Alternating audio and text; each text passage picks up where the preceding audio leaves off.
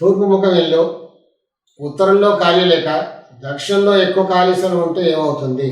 ఇది నా 40 సంవత్సరాల పరిశీలన. ఓం శ్రీ సాయిరామ్. ఈరోజు చాలామందికి ఉపయోగపడే ఒక ముఖ్యమైన విషయాన్ని మీతో పంచుకోబోతున్నాను. చాలామంది ఏమనుకుంటుంటారంటే తూర్పు ముఖం ఇల్లు, ఈస్ట్ ఫేసింగ్ హౌస్ అంటే చాలా మంచిది. అది నిజమేనా? నా సమాధానం ఏంటంటే తూర్పు ముఖం ఇల్లు కావడం మాత్రమే సరిపోదు. ఎందుకంటే వాస్తు శాస్త్రం కేవలం ఇంటి ముఖ దిశను మాత్రమే చూడదు. ఖాళీ స్థలాలు, ఎత్తుపల్లాలు, నీటి స్థానాలు, గదుల అమరిక ఇవన్నీ కలిసి ఫలితాన్ని ప్రభావం చేస్తాయని విశ్వకర్మ వాస్తు శాస్త్రం చెబుతుంది.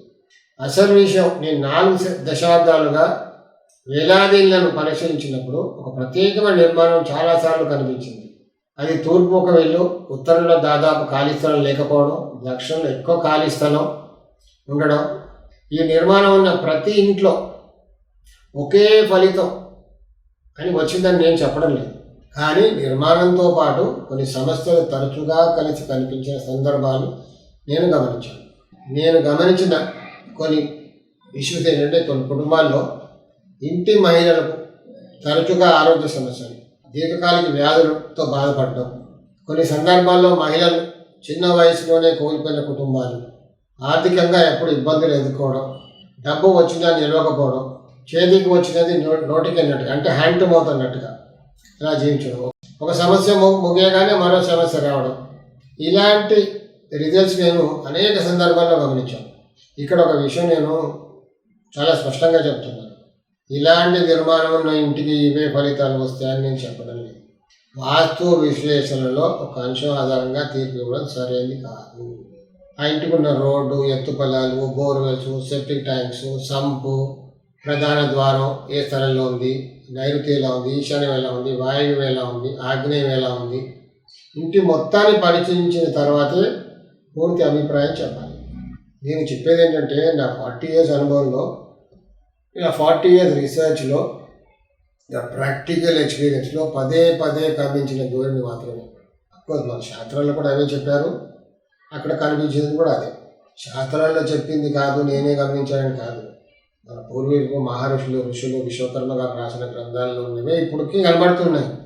ఊరికే మనం స్టడీ చేయడం మాత్రమే. నేను అవి కరెక్ట్గా స్టడీ చేస్తే అలాగే కనబడుతున్నాయి. ఎందుకు సమతుల్యత ముఖ్యం?